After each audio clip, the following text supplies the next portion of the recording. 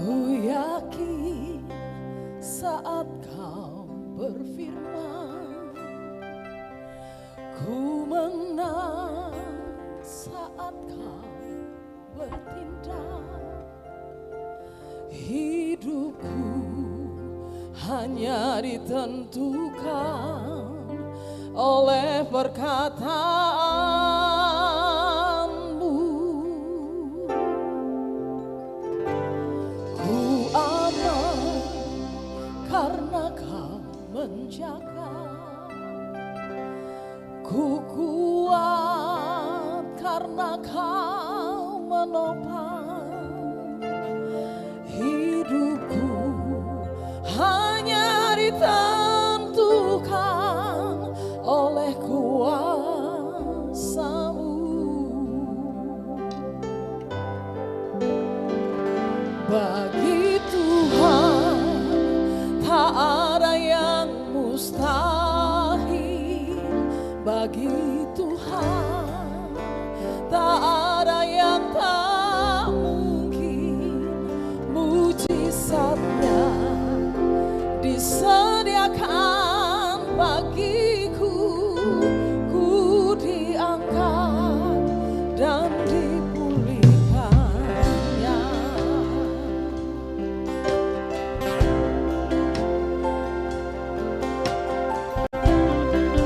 Kita angkat pujian ini sama-sama. Ku yakin saat kau berfirman. Ku yakin saat kau berfirman, ku menang saat kau bertindak. Hidupku hanya ditentukan oleh perkataanmu. Ku aman karena kau menjaga. Ku aman karena kau menjaga. Ku kuat karena kau menopang. Hidupku hanya ditentukan oleh kuasa-Mu.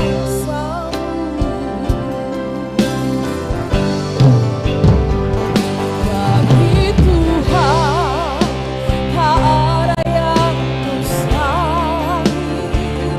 Bagi Tuhan tak ada yang tak mungkin. Mujizatnya disediakan bagiku. Ku diangkat dan dipulihkannya. Bagi Tuhan tak ada yang mustahil. Bagi Tuhan tak ada yang tak mungkin. Mujizatnya disediakan bagiku. Ku diangkat dan dipulihkannya. Ku diangkat dan dipulihkannya. Ku diangkat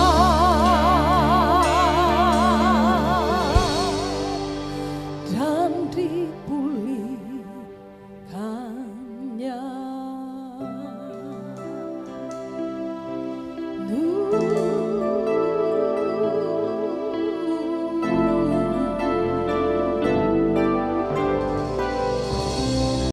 Tuhan memberkati kita sekalian.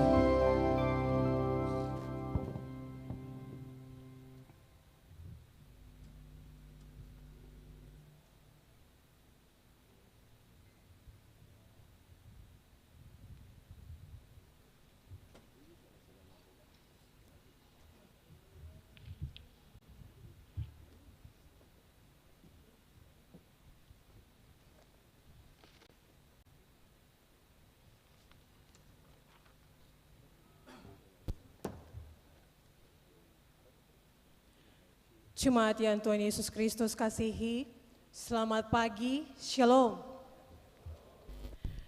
Majelis Pekerja Klasis Kota Ambon menyampaikan selamat datang bagi Bapak Ibu saudara-saudari, anak-anak di kebaktian ini.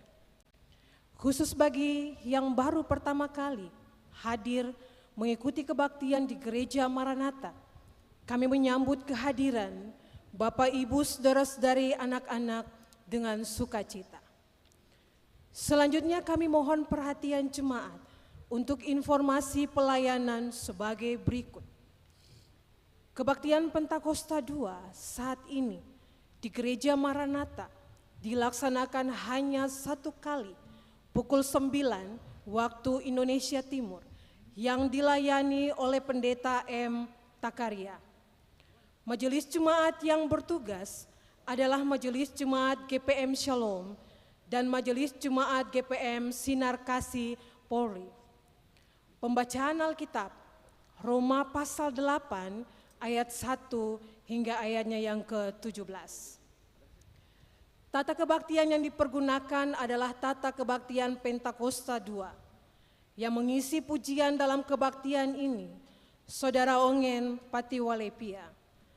Lagu prosesi masuk para pelayan, Kidung Jemaat nomor 18, bait 1 dan 2. Lagu untuk jabat tangan, Kidung Jemaat nomor 425, bait 1. Diberitahukan kepada jemaat, setelah kebaktian akan dilakukan jabat tangan dengan para pelayan di pintu keluar. Karena itu, mohon jemaat menunggu para pelayan mengambil posisi di pintu keluar, baru jemaat menyusul. Demikian warta Majelis Pekerja Klasis Kota Ambon. Atas perhatiannya kami ucapkan terima kasih. Selamat memaknai persekutuan dengan Tuhan dan selama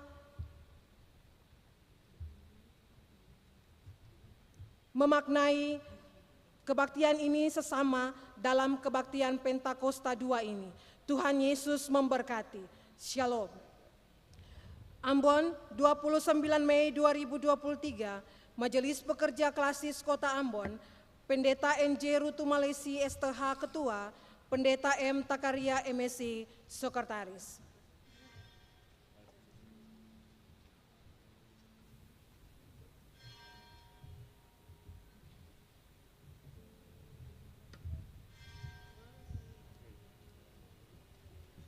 Allah hadir bagi kita dan hendak memberi berkat.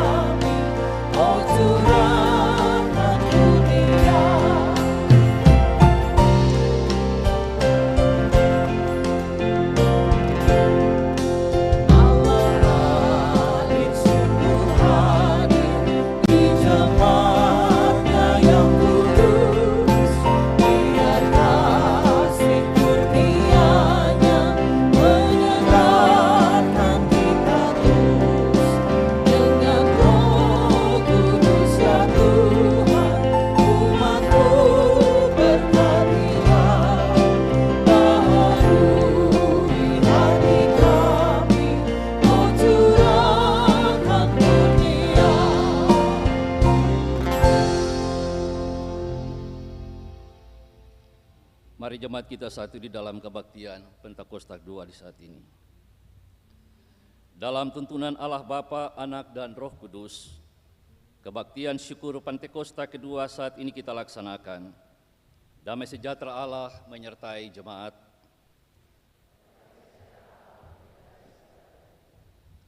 Amin, ya amin.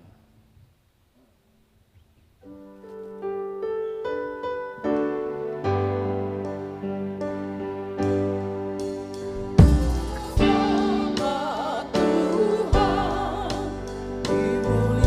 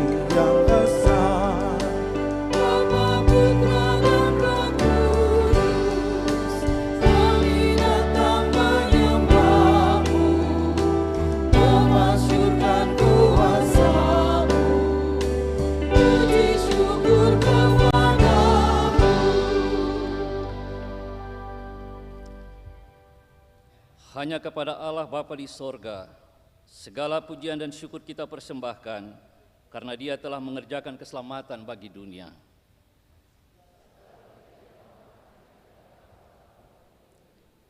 Agungkanlah Yesus Kristus, karena Roh penghibur yang dijanjikannya telah turun dan menyertai hidup kita.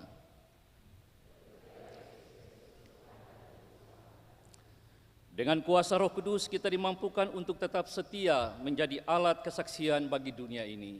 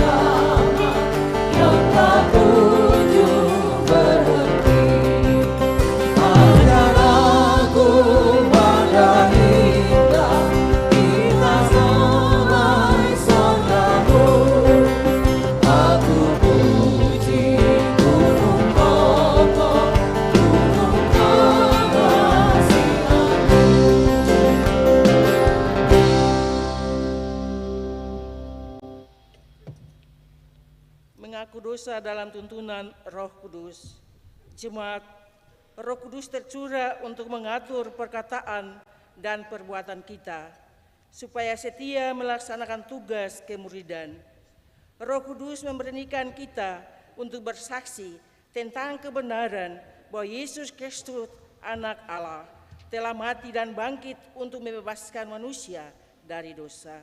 Roh Kudus pun menuntun kita untuk mengakui segala kelemahan dan dosa-dosa kita di hadapan Allah.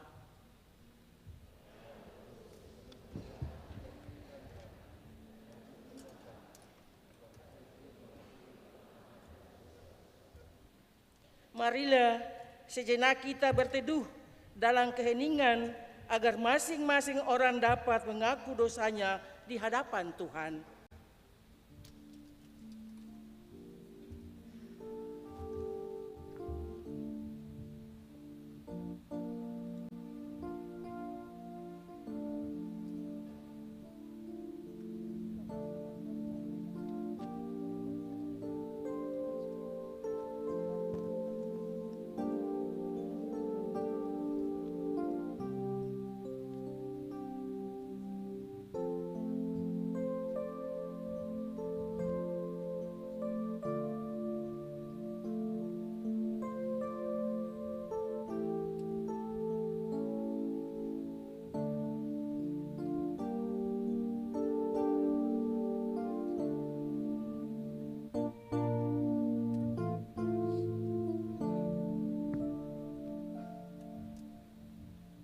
Ya Kristus, Anak Domba Allah, kasihanilah kami atas dosa-dosa kami.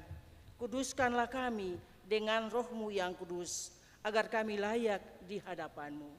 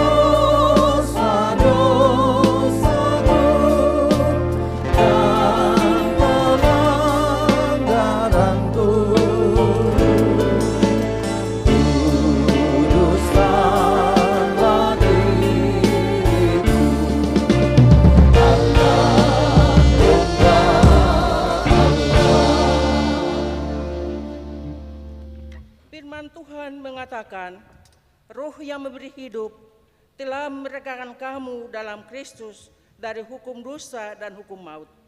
Karena itu, jika Kristus ada di dalam kamu, maka tubuh memang mati karena dosa, tetapi roh ada dalam kehidupan oleh karena kebenaran.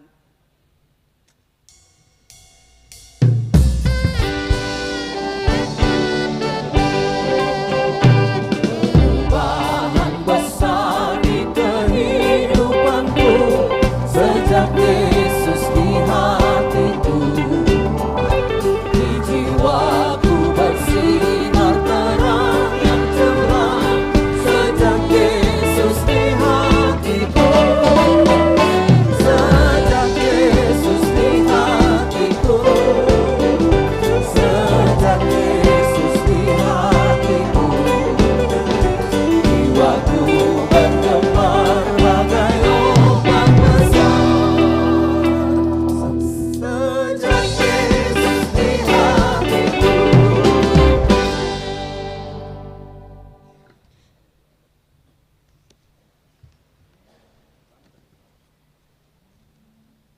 Saudara-saudari, hiduplah dalam tuntunan Roh Kudus, seperti tertulis dalam Alkitab. Tetapi ketika nyata kemurahan Allah, Juru Selamat kita, dan kasih-Nya kepada manusia, pada waktu itu Dia telah menyelamatkan kita, bukan karena perbuatan baik yang telah kita lakukan, tetapi karena rahmat-Nya, oleh permudiran kelahiran kembali, dan oleh pembaharuan yang dikerjakan oleh Roh Kudus. Timotius 3 ayat 4 dan 5.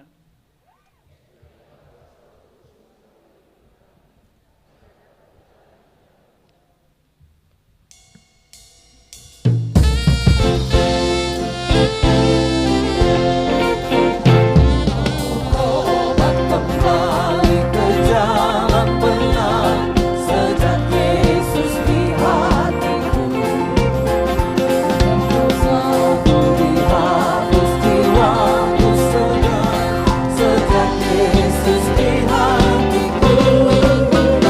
Sejak Yesus di hatiku. Sejak Yesus di hatiku. Jiwaku bergemar bagai ombak besar. Yesus di hatiku.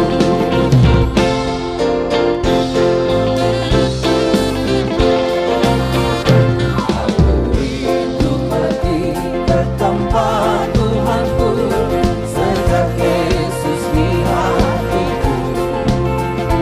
Aku riang gembira berjalan terus sejak Yesus di hatiku. Sejak Yesus di hatiku. Sejak Yesus di hatiku. Jiwaku bergemar bagai ombak besar. Sejak Yesus di hatiku.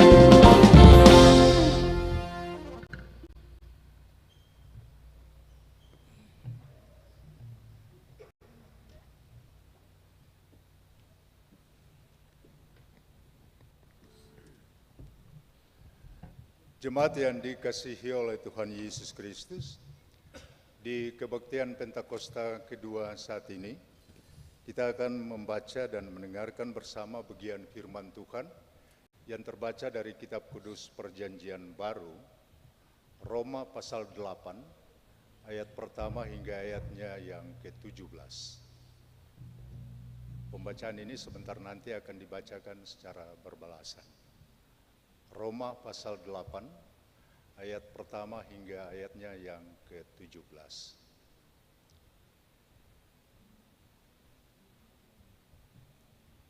Mari jemaat kita berdoa sebelum kita membaca bersama bagian firman Tuhan ini. Kita berdoa. Bapa di sorga, Allah di dalam nama Tuhan Yesus firman yang hidup. Kami bersyukur untuk anugerah kehidupan dan keselamatan yang Tuhan beri bagi kami. Dan kami bersyukur untuk tuntunan kuasa Roh Kudus yang memampukan kami untuk menyingkirkan kesibukan lainnya dan memfokuskan waktu ini untuk ada bersama di kebaktian ini di perayaan Pentakosta kedua. Kini tiba saatnya Tuhan kami hendak membaca sebagian daripada firman-Mu. Kami sadar sungguh kami lemah, kami terbatas dalam banyak hal, termasuk dalam upaya kami untuk memaknai firman-Mu. Karena itu Bapa kami minta, Tuhan beri roh-Mu mengendalikan seluruh kehidupan kami, termasuk konsentrasi kami, supaya ketika firman ini kami baca dan direnungkan, kami benar-benar dapat memaknainya, dan kiranya oleh Roh Kudus itu pula kami dimampukan untuk dapat memberlakukannya di kehidupan hari-hari hidup kami. Mari Bapa berfirman bagi kami sekarang, kami mau mendengarkannya. Amin. Jemaat, sekali lagi kita akan baca secara berbalasan. Saya akan membacakan ayatnya yang ganjil dan jemaat membacakan ayatnya yang genap. Roma pasal 8, ayat pertama hingga ayatnya yang ke-17. Hidup oleh roh. Demikianlah sekarang, tidak ada penghukuman bagi mereka yang ada di dalam Kristus Yesus.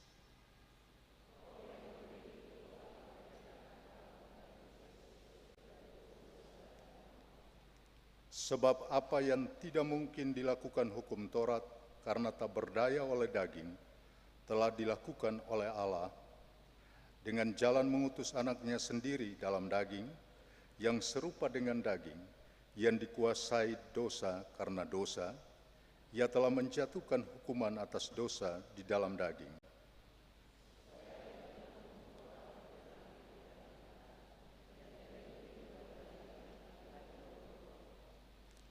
Sebab mereka yang hidup menurut daging memikirkan hal-hal yang dari daging. Mereka yang hidup menurut roh memikirkan hal-hal yang dari roh.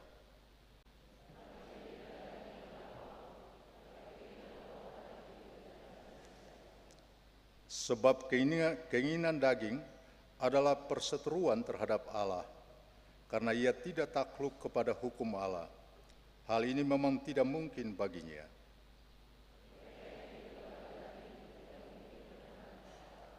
Tetapi kamu tidak hidup dalam daging, melainkan dalam roh. Jika memang roh Allah diam di dalam kamu, tetapi jika orang tidak memiliki roh Kristus, ia bukan milik Kristus.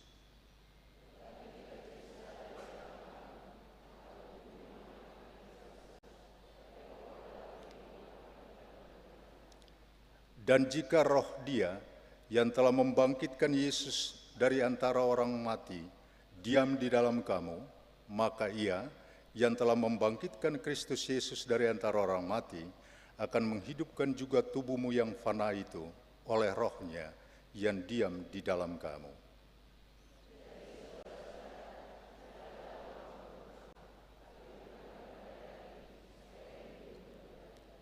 Sebab jika kamu hidup menurut daging, kamu akan mati. Tetapi jika oleh roh kamu mematikan perbuatan-perbuatan tubuhmu, kamu akan hidup.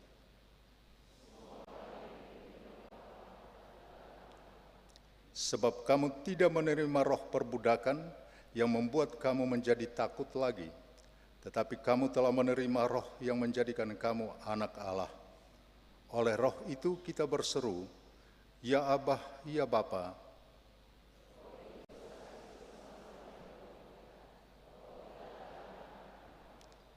Dan jika kita adalah anak-anak, maka kita juga adalah ahli waris. Maksudnya orang-orang yang berhak menerima janji-janji Allah, yang akan menerimanya bersama-sama dengan Kristus, yaitu jika kita menderita bersama-sama dengan Dia, supaya kita juga dipermuliakan bersama-sama dengan Dia. Demikian firman Tuhan.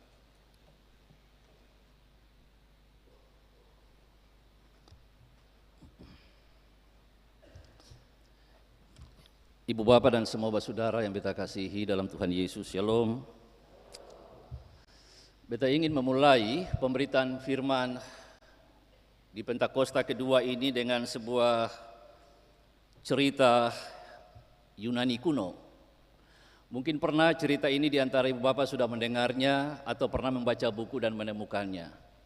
Tapi beta ingin menceritakan. Suatu ketika, ada seorang pemuda, dia mendatangi seorang bijak yang namanya Aristoteles. Dia ingin menguji, yang namanya Aristoteles itu, dia mau menguji hikmat. Lalu dia mengambil seekor burung, anak burung.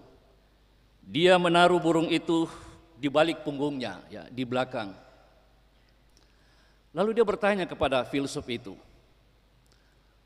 burung yang ada di belakang punggungku ini hidup atau mati?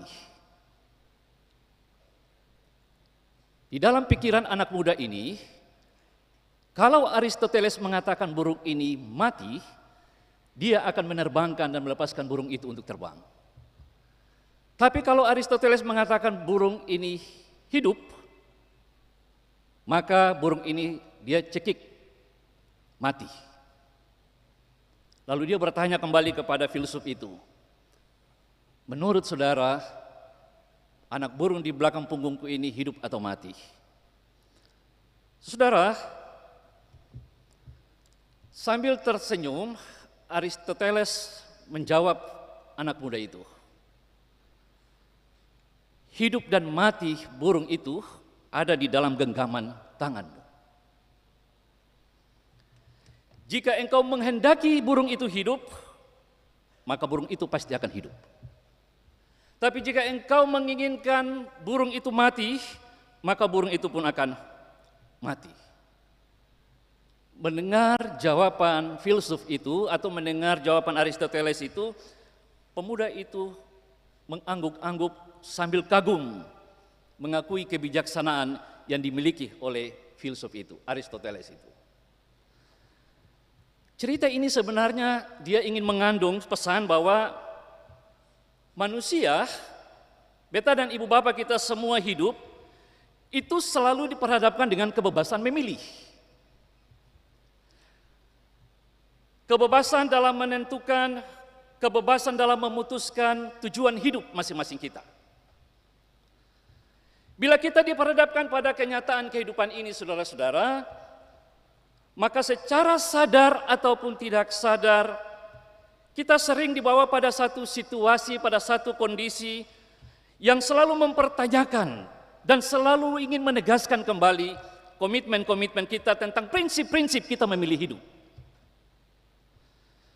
Dan dalam mewujudkan dan menegaskan kembali komitmen-komitmen atau prinsip-prinsip hidup itu, kita selalu diperhadapkan dengan pilihan. Dan pilihan-pilihan itu harus membuat kita keputusan. Harus membuat keputusan. Tidak ada pilihan yang tidak membuat kita mengambil keputusan. Semua pilihan itu selalu membawa kita pada mengambil keputusan. Mau membangun hidup yang berkualitas ataukah tidak? Mau membangun hidup yang bermutu ataukah tidak? Mau membangun hidup yang berpengharapan ataukah tidak? Mau membangun hidup yang diberkati ataukah tidak? Semua kita selalu diperhadapkan dengan pilihan-pilihan seperti itu. Dan di balik satu pilihan selalu ada yang namanya konsekuensinya. Salah memilih, maka ada konsekuensinya. Tepat memilih pun juga ada konsekuensinya. Ketika pilihan kita tepat dan ketika pilihan kita benar untuk kita mengambil keputusan-keputusan, itu selalu akan menumbuhkan rasa senang. Selalu menumbuhkan di dalam diri ini rasa puas. Tetapi sebaliknya, kalau kita mengambil pilihan itu dan pilihan itu ternyata adalah salah, maka ada rasa yang tidak senang, maka ada rasa yang tidak puas, tapi terkadang juga menghukum dirinya sendiri. Sekali lagi, setiap orang yang menjalani hidup ini, dia selalu ada pada kebebasan untuk memilih. Ini yang juga mau disampaikan oleh Roma, bagian bacaan kitab tadi jemaat, Roma pasal 8 ayat 1 sampai 17. Paulus sebenarnya hendak mau menegaskan, Paulus hendak memberikan ajaran bagi orang-orang Kristen di Roma tentang pilihan hidup. Seperti apa yang mau diperhadapkannya? Mau memilih kematian atau mau memilih kehidupan? Mau memilih berkat atau mau memilih kutuk. Paulus mau bilang, hidup menurut daging atau hidup menurut roh. Ada konsekuensi kita memilih itu. Kita diajak untuk memasuki satu kehidupan dengan satu proses untuk memilih. Mau memilih daging atau mau memilih roh. Sebab kamu memilih daging itu ada konsekuensinya, kamu memilih roh itu ada konsekuensinya. Kalau mau memilih daging, maka pasti kamu akan hidup menurut daging. Itu Alkitab bilang. Tidak ada orang memilih daging, dia hidup dengan roh. Kalau kamu memilih daging, maka kamu hidup menurut daging. Maka kamu, konsekuensi memilih daging akan dikuasai oleh dosa. Itu Alkitab bilang. Konsekuensi memilih hidup menurut daging bukan hanya dosa. Tetapi bagian firman Tuhan Paulus bilang mati. Mati itu bukan kita maknai secara fisik. Tapi mati yang kita maknai ini saudara-saudara, hidup yang kita akan jalani ini selalu jauh dari harapan. Hidup yang kita jalani ini saudara-saudara akan jauh dari tangan Tuhan yang selalu akan menolong kita.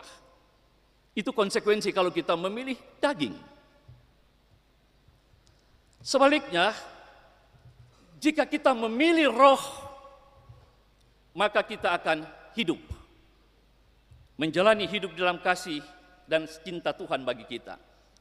Hidup itu bukan hanya secara fisik, hari ini kita bisa beraktivitas. Tapi hidup yang dimaksudkan adalah silih berganti tantangan itu kita hadapi, tapi kita tegak berdiri karena roh itu ada pada kita. Jadi, Ibu Bapak, daging dan roh itu dua hal yang berbeda.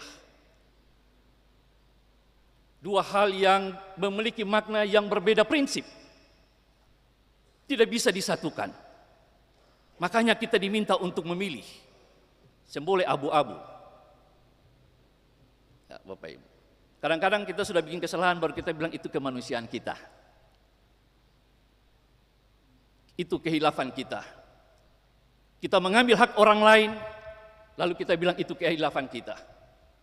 Ya memang karena itulah ketemu manusia, kemanusiaan. Ungkapan-ungkapan itu sering kita dengar. Tapi Paulus mau mengingatkan kita bahwa daging dan roh itu berbeda prinsip. Harus memilih. Sebab dua-duanya itu memiliki konsekuensinya.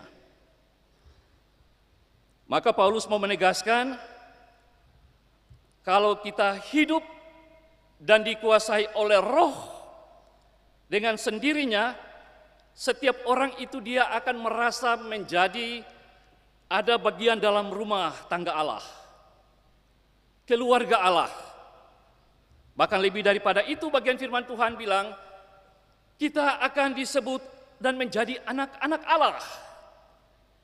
Itu berarti kita menjadi ahli waris Allah. Jadi orang-orang yang dipenuhi dengan Roh Kudus, yang memilih hidup dengan Roh Kudus, dia menjadi bagian di dalam seluruh rencana hidup dari Allah yang mengaturnya. Oleh karena itu Ibu Bapak Saudara yang Tuhan Yesus kasihi, kalau hari ini kita syukuri perayaan Pentakosta atau turunnya Roh Kudus, maka harus ada pengakuan pada diri masing-masing kita. Kita harus mengakui kuasa dan peran Roh Kudus, itu selalu dia memelihara kita. Jadi kalau Beta dan Ibu Bapak hari ini kita ada dalam syukur bersama perayaan Pentakosta, harus ada pengakuan di dalam diri kita bahwa Roh itu selalu yang akan memelihara hidup kita. Pengakuan ini penting Ibu Bapak, sebab kuasa Roh Kudus itu selalu dia akan memberi peran-peran untuk merawat kehidupan. Kuasa Roh Kudus itu selalu akan berperan bersama dengan kita untuk bagaimana kita membela kehidupan.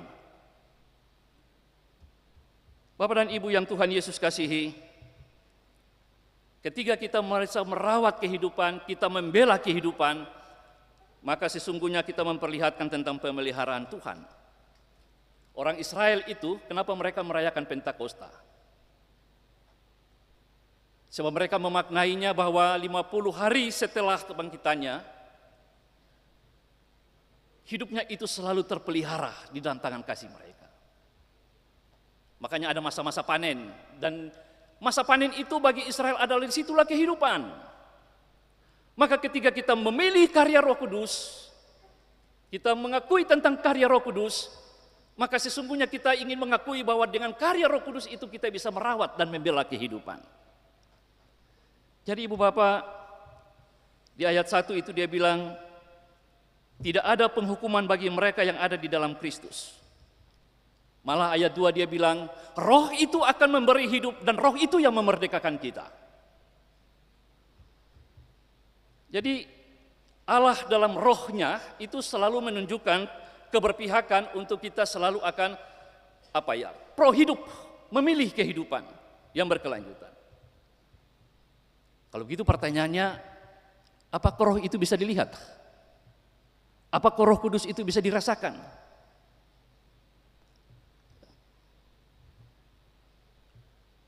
Kadang-kadang orang memaknai Roh Kudus itu dalam berbagai bahasa. Kita tidak mengerti juga secara pribadi Roh Kudus itu dengan bahasa yang bla bla bla itu beta tidak mengerti bahasanya. Tapi beta bisa melihat karya-karya Roh Kudus. Roh Kudus itu mempersatukan, bukan menghancurkan. Kalau dalam rumah tangga itu ada dalam kekerasan dalam rumah tangga, itu ada kehancuran. Maka disitulah tidak ada Roh Kudus. Sebab Roh Kudus itu selalu mempersatukan, bukan menghancurkan. Ya. Roh Kudus itu selalu menguatkan, bukan saling memperlemah. Jadi kalau ada orang yang saling memperlemah orang lain, memberdayakan orang lain, memanfaatkan orang lain dengan seenaknya, dengan kesewenang-wenangannya, dengan kuasanya, dia tidak memiliki roh. Sebab Roh Kudus itu menguatkan, bukan saling menghancurkan. Roh Kudus itu selalu menyejukkan, bukan membakar, bukan memanas-manasi, bukan melakukan provokasi untuk konflik. Jadi kalau ada orang yang suka memprovokasi, orang menghasut orang lain untuk bangun konflik, untuk bangun ketegangan, dia tidak dipenuhi dengan Roh Kudus. Sebab Roh Kudus itu selalu menyejukkan. Roh Kudus itu selalu membentuk kita untuk setia. Apapun profesi kita, apapun kerja kita, apapun tanggung jawab kita, kalau kita setia melakukannya, maka kita maknai tentang Roh Kudus. Ya. Sebaliknya kalau kita malas melayani, malas bekerja, dalam apapun profesi itu, maka orang itu tidak dipenuhi dengan Roh Kudus. Jadi saudara,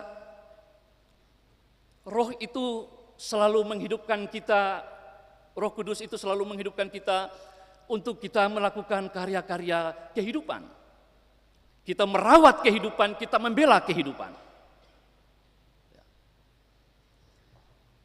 Yang kedua saudara-saudara, kalau kita hari ini syukuri perayaan Pentakosta atau turunnya Roh Kudus, maka haruslah kita meyakini bahwa tindakan pemulihan Allah itu selalu lintas generasi.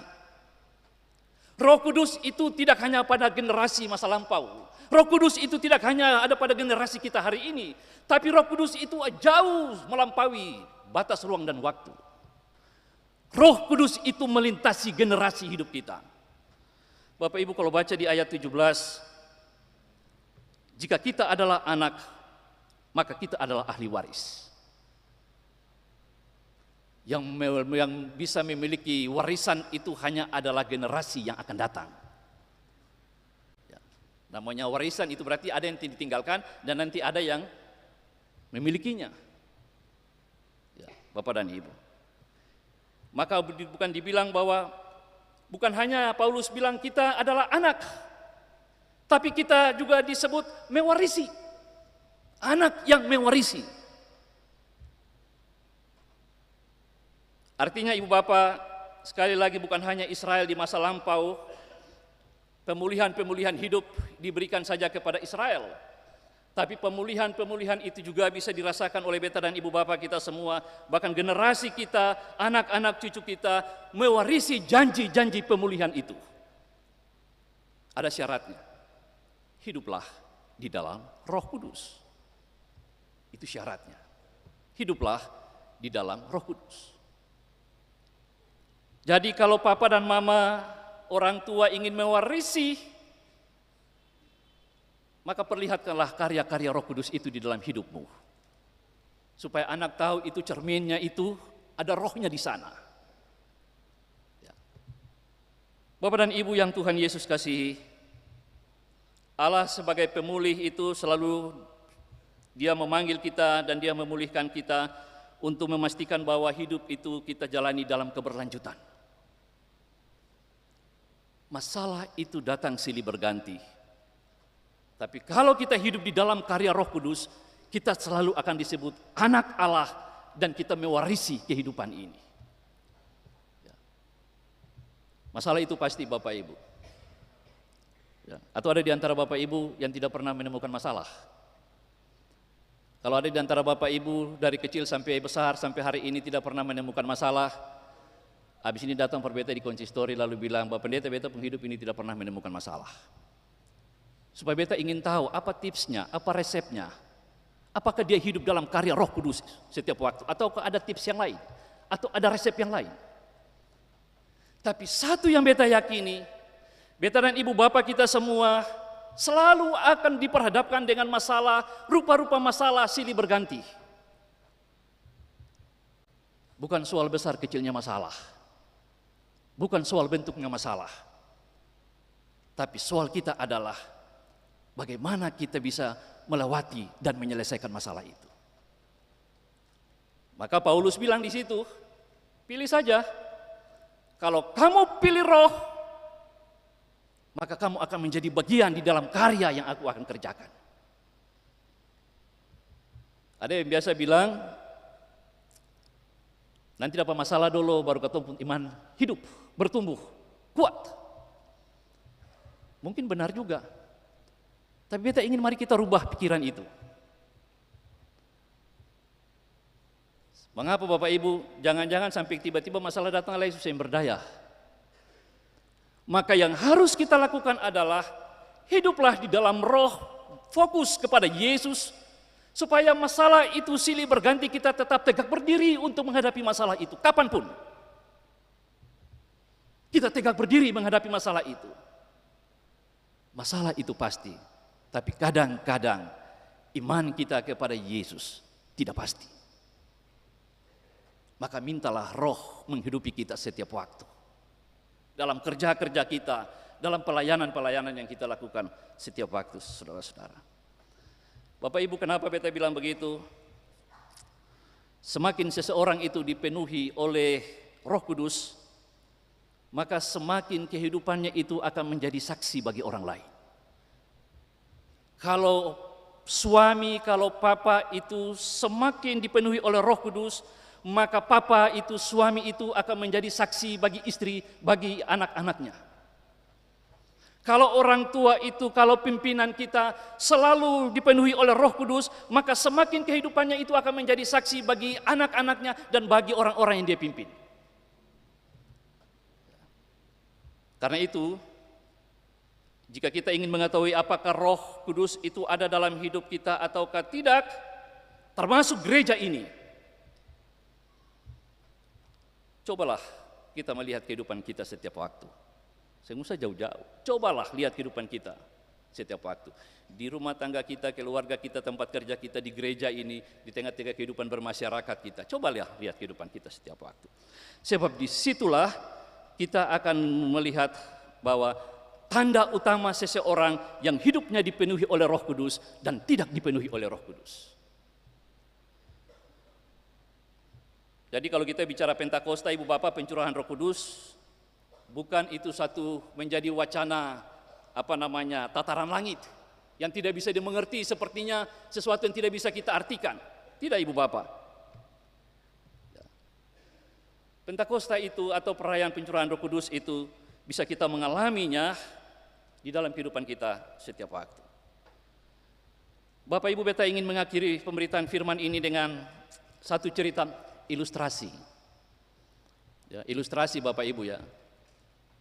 Mungkin saja cerita ini juga sudah pernah dengar atau sudah pernah ya menceritakannya juga kepada orang lain. Ada 3 orang, katakanlah si A, si B, dan si C. Ada 3 orang ini dia diberi tugas oleh Allah untuk memikul salib yang sama besar, yang sama tinggi, yang sama berat.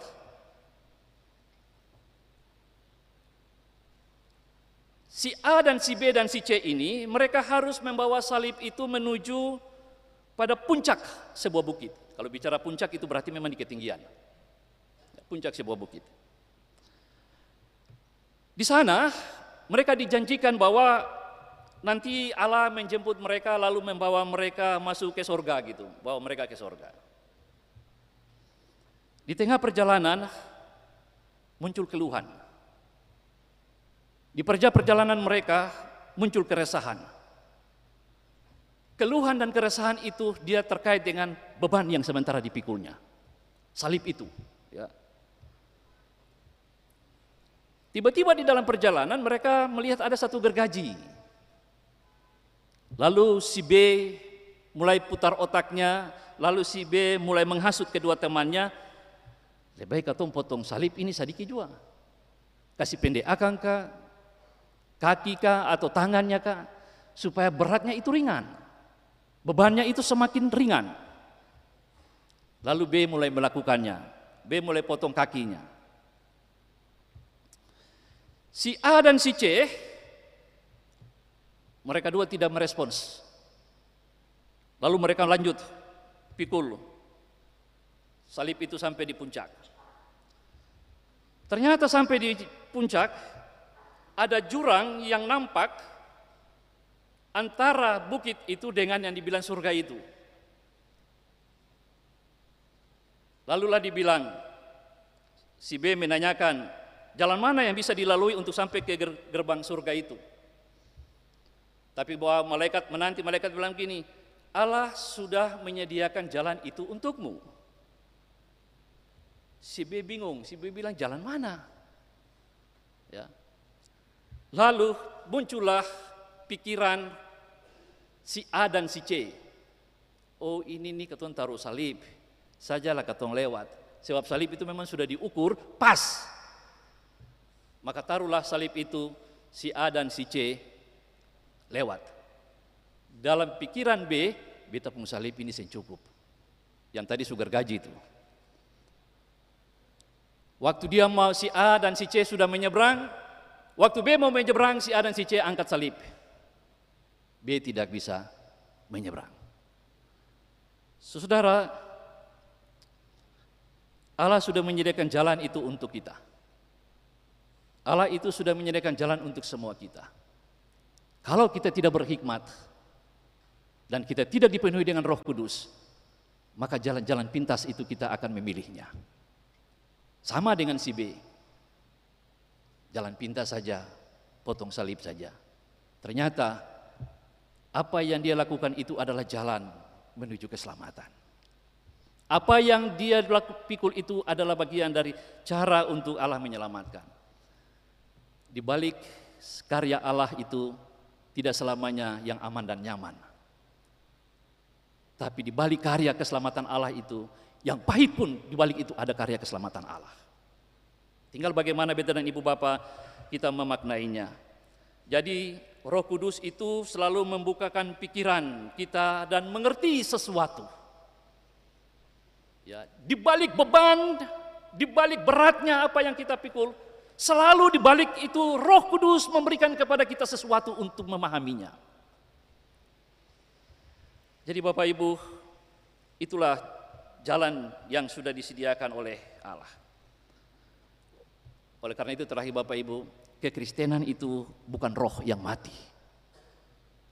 Sekali lagi, kekristenan itu bukan roh yang mati, tetapi kekristenan itu adalah roh yang hidup dan menghidupkan kita untuk berhikmat.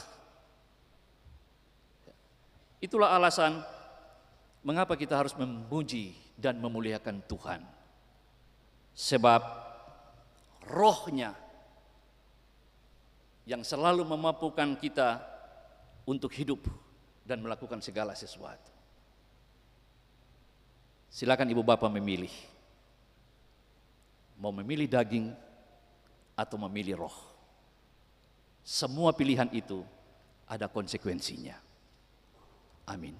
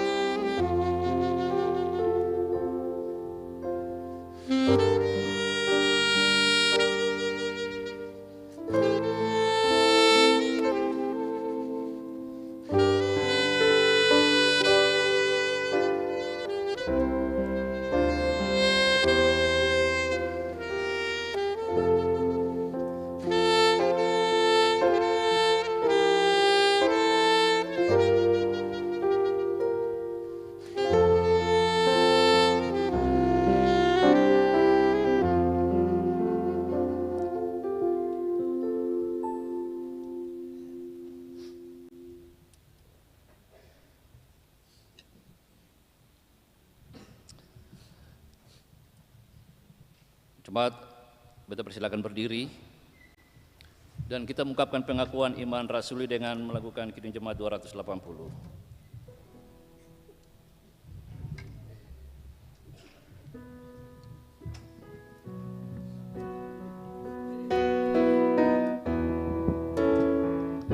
Aku percaya Allah yang kekal, yang oleh sabda kita kenal, Bapa pencipta alam semesta, yang mengasihi manusia. Aku percaya Putra Tunggalnya yang disalibkan di Golgota, yang dari kubur bangkit dan menang, naik ke sorga dalam terang. Aku percaya pada Roh Kudus yang mendiami kita terus. Aku percaya gereja yang besar, menjadi suci di dalamnya.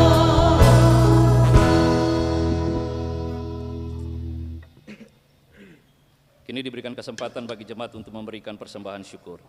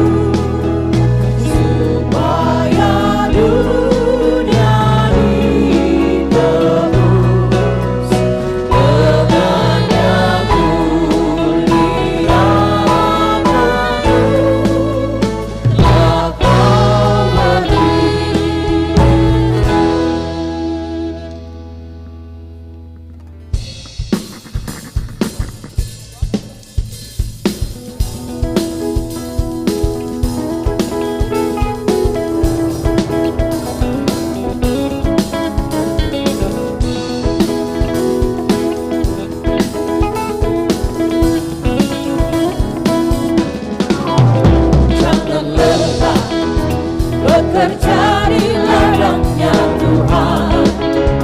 Roh Kudus yang beri kekuatan, yang mengajar dan menopang, tiada lelah bekerja bersamamu Tuhan, yang selalu menghidupkan akan segalanya. Ratakan tanah bergelombang, timbunlah tanah yang berlubang,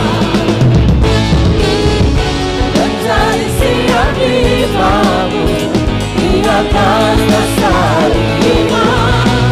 Ratakan tanah bergelombang, timbunlah tanah yang berlubang, mencari siap dibangun di atas dasar iman.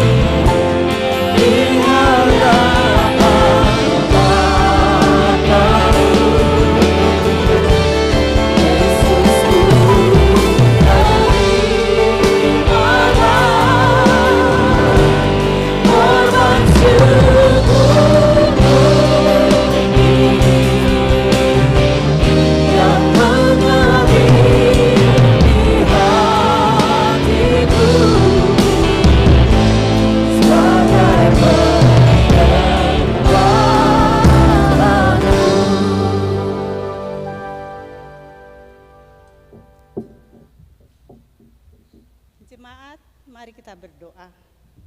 Bapa di surga, kami mengucap syukur dan berterima kasih untuk pagi ini. Dan di pagi ini kami telah mempersembahkan persembahan syukur sebagai ungkapan syukur dan terima kasih kami. Untuk itu Tuhan, berkatilah persembahan kami ini demi pekerjaan-Mu di tengah-tengah dunia ini. Amin.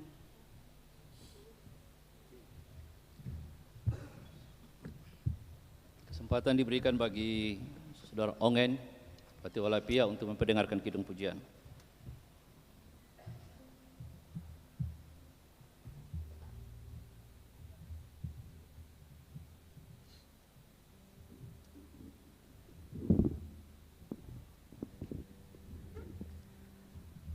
Selamat pagi Bapak Ibu Jemaat yang diberkati Tuhan, Shalom. Kiranya satu lagu yang mau kita bawakan ini dapat menjadi berkat dan penguatan bagi katong semua.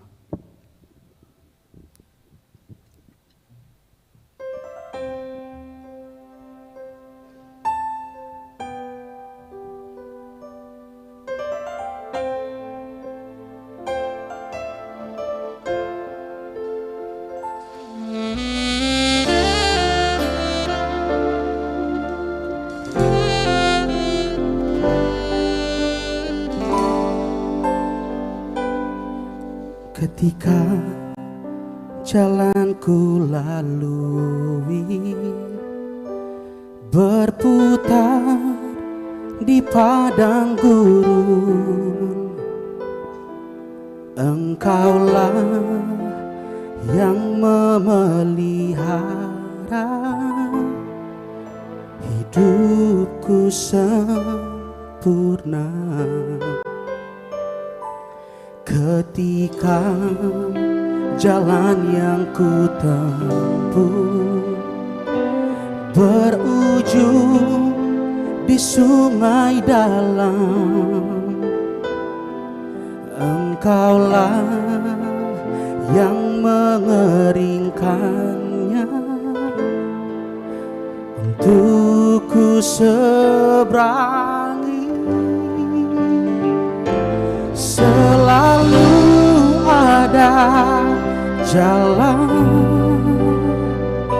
saat seakan tiada jalan, sebab Tuhan ada di depanku, membuka jalan bagiku.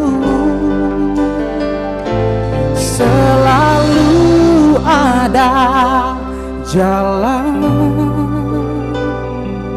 di mana ada kemauan. Biarlah ku hidup selalu di jalan yang kau tunjukkan kepadaku.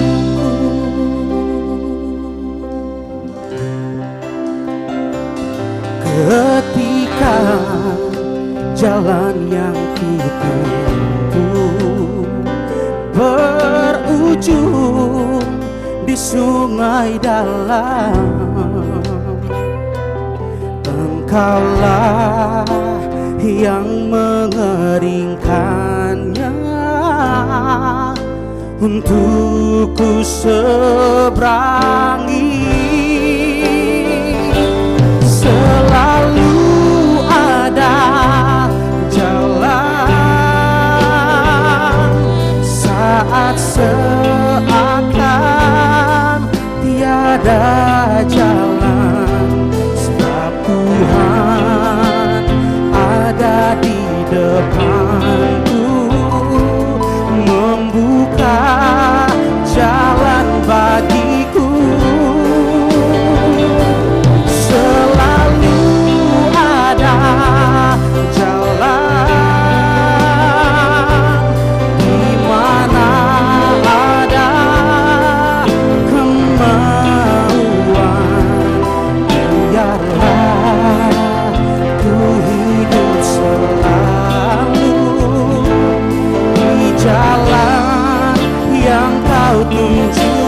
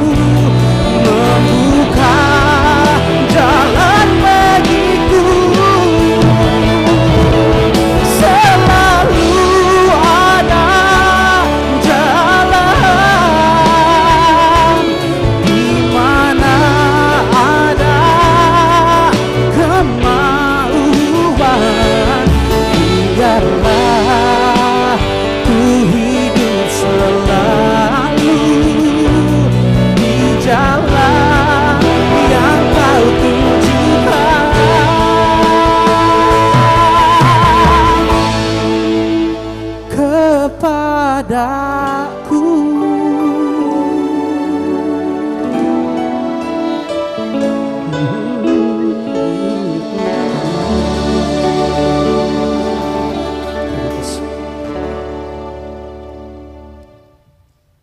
Terima kasih Bu Ongen. Biar lewat lagu pujian Tuhan dimuliakan.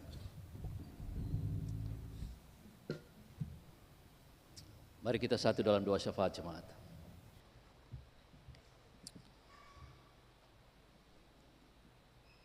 Kami mengagungkan kuasa-Mu, ya Tuhan, atas karya-karya keselamatan yang Engkau berikan bagi kami. Kuasa-Mu yang menguatkan kami untuk tegak berdiri menjalani hari-hari hidup dalam tugas dan tanggung jawab pengabdian kami. Kuasa-Mu yang memberdayakan kami untuk terus menjalani hari-hari hidup ini di tengah berbagai masalah dan tantangan. Kami mengagungkan kuasa Tuhan, sebab kuasa-Mu yang menghidupkan kami. Di dalam suasana syukur, pencurahan Roh Kudus, kami bawa seluruh pergumulan-pergumulan kami kepada Tuhan. Pergumulan kami sebagai orang tua, dalam tugas-tugas membina, mendampingi dan mendewasakan semua anak-anak kami. Pergumulan suami istri untuk saling menguatkan satu dengan yang lain. Pergumulan masa depan anak-anak kami dengan seluruh pekerjaan dan pendidikan yang sementara mereka jalani.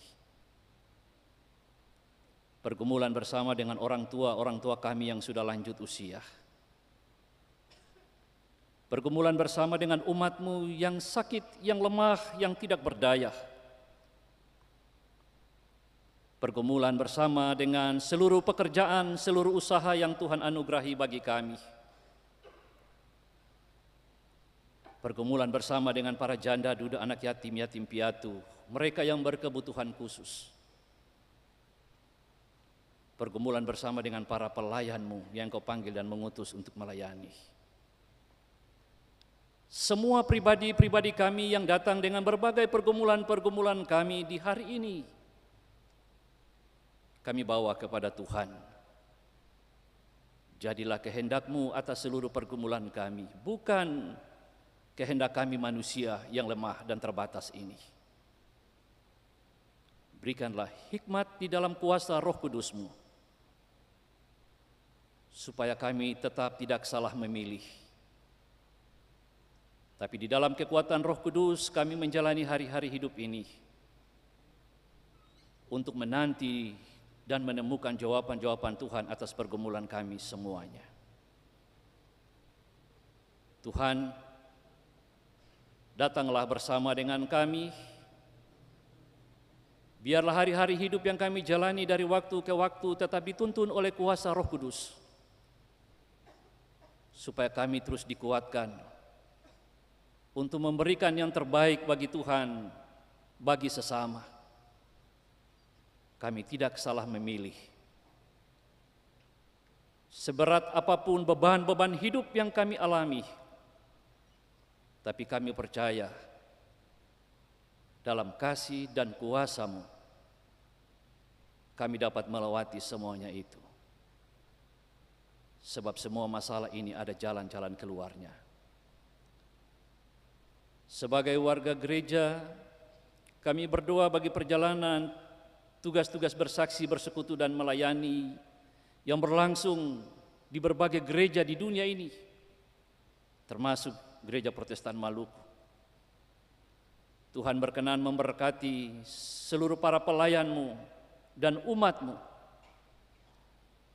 Ajarlah kami untuk tunduk di bawah kuasa Roh Kudus, sebab gereja ini hidup karena kuasa-Mu ya Tuhan. Layakkanlah kami semua sebagai para pelayan-Mu di tengah-tengah kelemahan dan kekurangan kami. Tuhan memampukan kami di dalam hikmat dan Roh Kudus-Mu, supaya kami tetap setia untuk menjalani dan melayani umat-Mu ini. Kami berdoa Tuhan memberkati seluruh penyelenggaraan pelayanan di 21 jemaat di Klasis Kota Ambon. Tuhan memberkati jemaat-jemaat ini dalam pergumulan-pergumulan bersama. Biarlah kehendak-Mu yang jadi atas seluruh pelayanan gereja ini. Dan biarlah sukacita senantiasa melingkupi umat-Mu di tengah-tengah kehidupan klasis ini, bahkan di jemaat ini. Sebagai warga gereja tapi juga sebagai warga bangsa dan negara, maka kami berdoa bagi perjalanan bangsa dan negara Indonesia ini. Semua pemimpin kami dari pusat sampai di tengah-tengah kehidupan bermasyarakat di mana kami ada, termasuk di kota Ambon ini, Tuhan memberikan hikmat bagi mereka, supaya kepemimpinan yang mereka jalani adalah kepemimpinan yang berhikmat untuk kepentingan banyak orang, bukan untuk kepentingan pribadi dan keluarga. Kami bawa perjalanan bangsa ini, negara ini memasuki agenda-agenda demokrasi di tahun 2024 yang seluruh tahapannya sementara ini kami rasakan. Kami percaya sungguh Tuhan memberikan kepada kami semua sebagai anak-anak bangsa suasana-suasana hati yang saling mengerti, yang saling memahami, yang saling menghargai satu dengan yang lain. Jauhkanlah perpecahan dari bangsa dan negara ini. Dan kami percaya sungguh kehendak-Mu jadi atas perjalanan kehidupan bangsa dan negara ini ke depan. Kami bawa seluruh hidup kami sepanjang hari ini di dalam seluruh kerja-kerja dan usaha yang kami lakukan. Biarlah hari ini kami melewati dalam sukacita bersama dengan Tuhan. Dan kami percaya hari ini juga menjadi hari berkat bagi kami. Bahkan di sepanjang usbu yang akan kami masuki dan kami melangkah ini Tuhan. Kami percaya tangan Tuhan yang kuat dan perkasa itu selalu akan menuntun kami melewati hari-hari hidup kami di tengah berbagai masalah apapun. Lalu mari Tuhan Yesus, berkatilah semua kami yang telah mengambil bagian dalam mendukung kebaktian pelayanan di saat ini. Semua talenta, potensi, karunia yang ada pada mereka, Tuhan berkenan memberkati, supaya menjadi berkat atas kehidupan pelayanan gereja ini, tapi juga berkat atas kehidupan pribadi, rumah tangga, dan keluarga mereka masing-masing. Datanglah, Tuhan sempurnakanlah seluruh kebaktian kami di hari ini. Hanya di dalam kesempurnaan yang Tuhan buat bagi kami, maka kami percaya, kami menjadi orang-orang yang terus bersukacita, karena kami menemukan janji-janji Tuhan yang pasti di dalam perjalanan kehidupan kami. Tanpa bimbang dan ragu, kami bawa seluruh syafaat ini kepada Bapa di dalam kerajaan sorga. Amin. Jemaat silakan berdiri.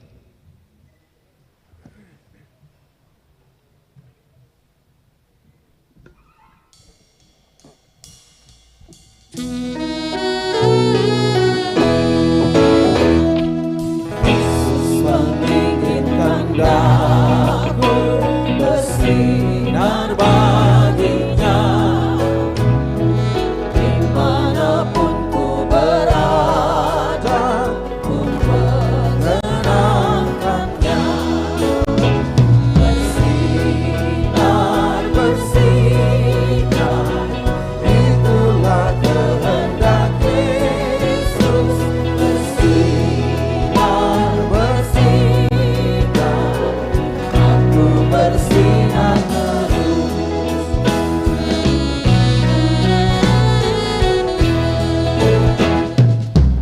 Mohon Yesus menolong, menjaga hatiku, agar bersih dan bersinar meniru Tuhanku. Bersinar, bersinar, itulah kehendak Yesus. Bersinar, bersinar, aku bersinar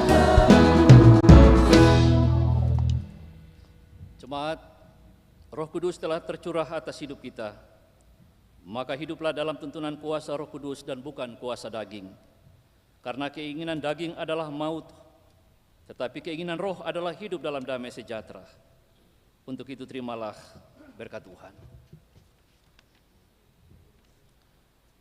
Kasih karunia Tuhan Yesus Kristus, kasih Allah dan persekutuan Roh Kudus menyertai saudara-saudari hari ini sampai selama-lamanya.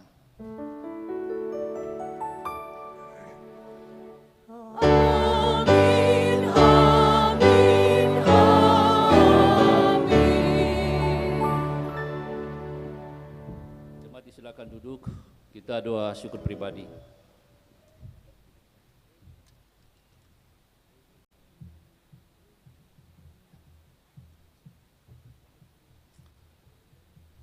Jemaat yang dikasihi Tuhan, kebaktian kita boleh selesai. Selamat beraktivitas. Shalom. Sebagai nyanyian jabat tangan kita melakukan Kidung Jemaat 425.